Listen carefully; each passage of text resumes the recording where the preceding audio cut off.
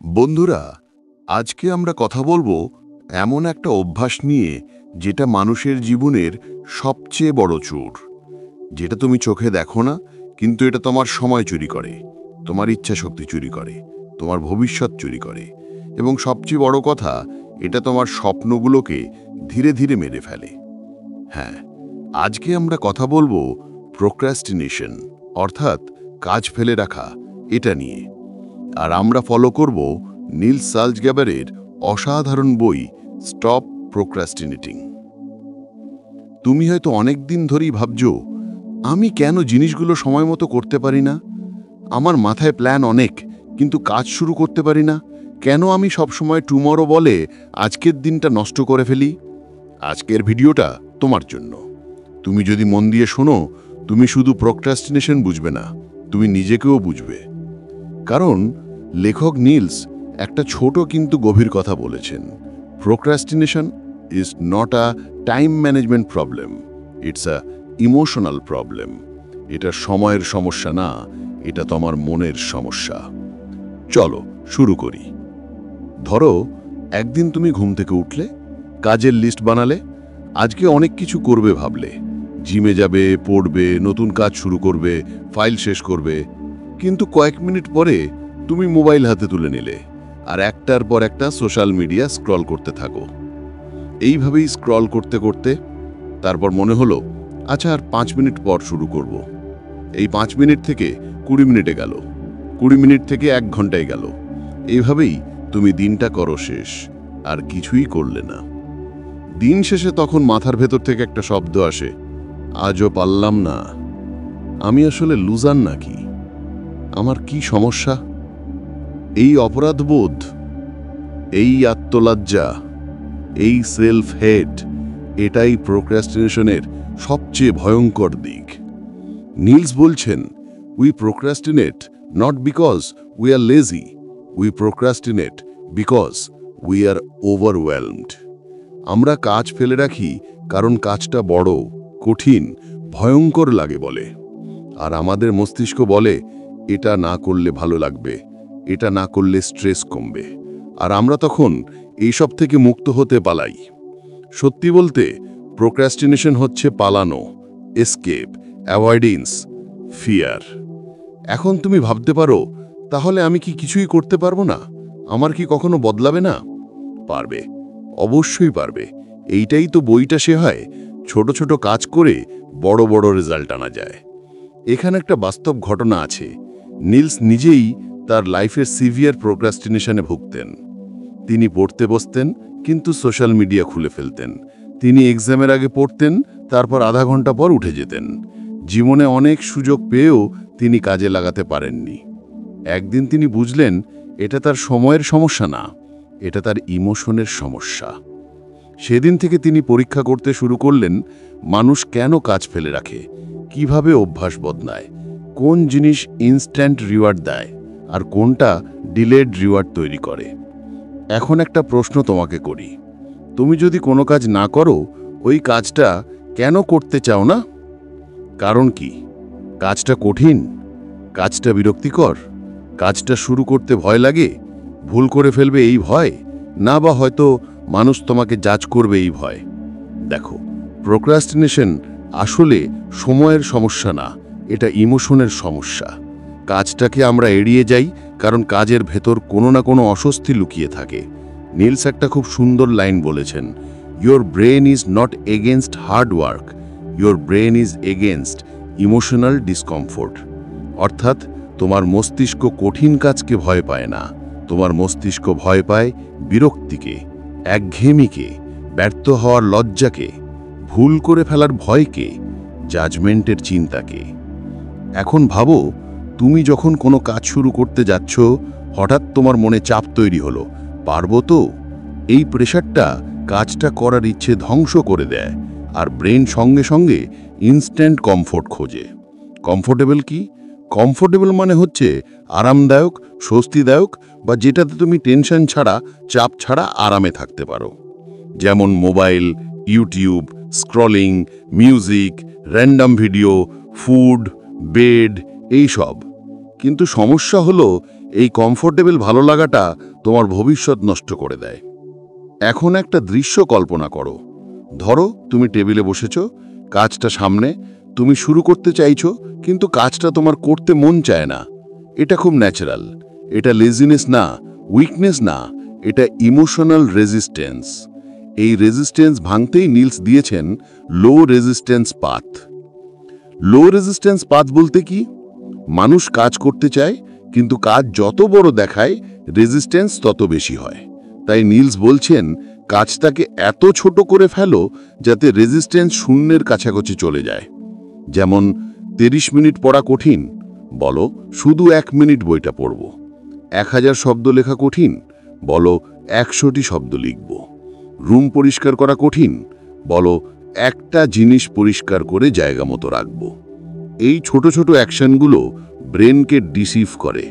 Brain ভাবে যে এইটুকু করতে কষ্ট হবে না, তখন রেজিস্ট্যান্স কমে যায় আর কাজ শুরু হয়ে গেলে মোমেন্টাম তৈরি হয়। নিলস এটাকে বলেন minimum viable action, the smallest possible version of the task. একটা ছোট কাজ শুরু করা মানে বিশাল পরিবর্তনের দরজা। মন দিয়ে শোনো, কারণ এই জিনিস হাজার মানুষকে বদলেছে। তুমি যখন কাজ শুরু করো না, তুমি নিজেকে দোষ দাও, আমি কেন পারছি না। যখন তুমি বড় কাজটাকে ছোট ছোট টুকরায় ভেঙে ফেলো, তখন মস্তিষ্ক স্বস্তি পায়। ও তখন বলে, আচ্ছা এটা তো করা সম্ভব। এই ছোট সহজে করা যায় এমন কাজগুলোই তোমার ভেতর নতুন এনার্জি তৈরি করে, কারণ এখন কাজটা আর পাহাড় মনে হয় না, একটা ছোট ধাপ মনে হয়। এবার একটা বাস্তব উদাহরণ দিই। একটা ছেলে ছিল, নাম রহিম। সে সব সময় পড়াশোনা ফেলে রাখত। পরীক্ষায় গিয়ে এলে প্যানিক করত, মাথা ব্যথা করত, স্ট্রেস খেত। তার মা বারবার বলতো কাজটা শুরু করো, কিন্তু সে পারত না। একদিন সে নিলসের ফর্মুলা ট্রাই করল। সে বলল, আজকে আমি শুধু বইটা খুলব, জাস্ট ওপেন দ্য বুক। সে বই খুলল, তারপর ভাবল, আচ্ছা 2 লাইন পড়ি। 2 লাইন থেকে 4 লাইন, 4 লাইন থেকে পুরো একটা পেজ, পেজ থেকে পুরো বইটি এক সময় শেষ করল। কাজ ছোট করলে মাইন্ড রেজিস্ট্যান্স হারিয়ে যায়। মাইন্ড বলে, you are already doing it, keep going. এবার আমরা আসি আরেকটা পাওয়ারফুল আইডিয়াতে। নিলস বলেন, action is the antidote to anxiety. তুমি চিন্তা করলেই চাপ বাড়ে, তুমি ভাবলেই ভয় বাড়ে, কিন্তু তুমি অ্যাকশন নিলে, অ্যাকশন যত ছোটই হোক, অ্যাংজাইটি সাথে সাথে কমে যায়। যা করতেই হবে সেটা করলে মনের ওপর জাদুর মতো শান্তি লাগে। এই শান্তিটাকেই বলে মোমেন্টাম পিস। এবার আসি ইমোশনাল ব্রেনের কথায়। ব্রেনের 2 ভাগ, thinking brain are feeling brain. Thinking brain বলে আজকে কাজ করব, আজকে লিখব, আজকে শুরু করব। ফিলিং ব্রেন বলে কাজটা বোরিং, টেনশন হচ্ছে, পরে করব, কাজটা করতে ভয় লাগছে। এবার প্রবলেম হলো আমরা ফিলিং ব্রেনের কাছে হেরে যাই। আমাদের মনের ভেতরের ভয়, মনের ভেতরের অস্বস্তি, মনের ভেতরের বিরক্তি, এসবই তোমাকে কাজ শুরু করতে দেয় না। এই অনুভূতিগুলোই কাজকে আটকে রাখে। কিন্তু নিলস বলছেন, ফিলিং ব্রেনের সঙ্গে লড়াই করতে যেও না, ওকে জেতার মতো ছোট ছোট সফলতা দাও। মানে খুব ছোট একটা কাজ করো যেটা ফিলিং ব্রেনও সহজে মানতে পারে। এই ছোট ছোট স্মল উইন ফিলিং ব্রেনকে শান্ত করে আর তোমাকে এগোতে সাহায্য করে। এখন তুমি একটা জিনিস নোটিস করো, তুমি যখন কাজ করো তখন তুমি নিজেকে শক্তিশালী মনে করো, আর তুমি যখন কাজ ফেলে রাখো তখন তুমি নিজেকে দুর্বল মনে করো। এই অনুভূতিটাই তোমার আইডেন্টিটি শেপ করে। যদি তুমি প্রতিদিন ছোট ছোট কাজ করো, তুমি নিজের চোখে নিজের ভ্যালু বাড়তে দেখবে। তুমি মনে করবে, হ্যাঁ আমি পারি, আমি কাজ করার মানুষ। আর সেলফ বিলিফ হলো সাকসেসের রুট।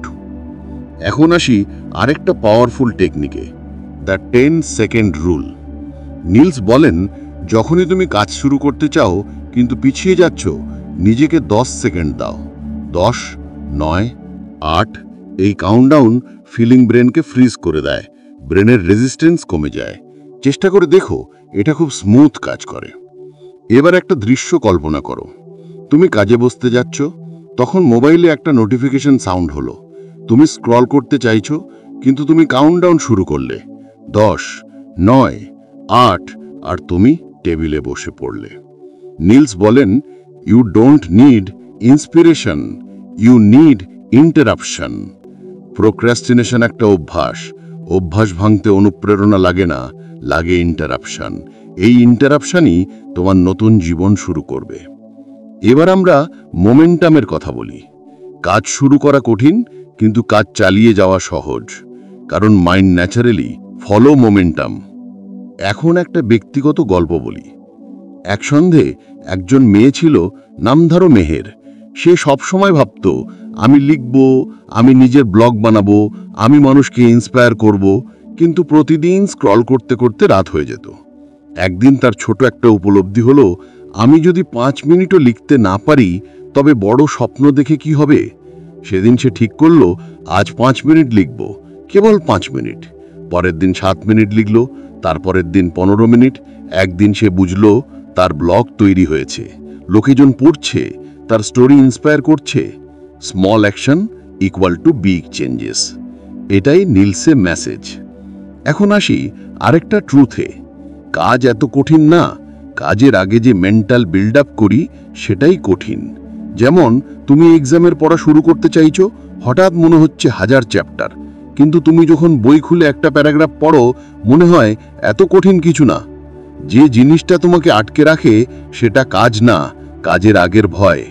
নীলস বলেন, we don't avoid tasks, we avoid feelings. এই ফিলিং অ্যাভয়েড করা বন্ধ করতে হবে। ফিলিংকে ছোট করে ফেলতে হবে। যেমন 1 মিনিট পড়া, 1 মিনিট লেখা, 1 মিনিট হাঁটা। 1 মিনিট মানে ফিলিং ব্রেন ভয় পায় না। ফিলিং ব্রেন বলে, ওকে, দিস ইজ হার্মলেস, এবং তুমি অ্যাকশন শুরু করে ফেলো। বইটা বলে, learn to work despite emotions, not after emotions. মানে হলো, মন না চাইলেও শুরু করো, কারণ শুরু করলেই ইমোশন কাম হয়ে যায়। প্রোক্রাস্টিনেশন ভাঙা কোনো একদিনের ম্যাজিক না, এটা হলো প্রতিদিনের ছোট্ট সিদ্ধান্ত। আজ একটু এগোবো, আজ একটু করব, আজ আমি থামব না। মনে রেখো, বড় মানুষরা বড় কাজ করে না, ছোট কাজগুলো নিয়মিত করে। আজকে তুমি যে জিনিসটা শুরু করলে, কাল সেটা তোমাকে আরেক ধাপ এগিয়ে দেবে, আর পরশু তুমি বুঝবে তুমি বদলে গেছো। নিজেকে এতটা সময় দেওয়ার জন্য ধন্যবাদ। নিজেকে বদলানোর এই যাত্রায় সাথে থাকার জন্য ধন্যবাদ। আর হ্যাঁ বন্ধু, যদি আজকের এই গল্প, এই বইয়ের শিক্ষা, এই যাত্রা তোমার ভালো লেগে থাকে, তাহলে এই ভিডিওটা লাইক করো, বন্ধুদের সাথে শেয়ার করো, আর আমাদের চ্যানেলটা সাবস্ক্রাইব করে পাশে থেকো।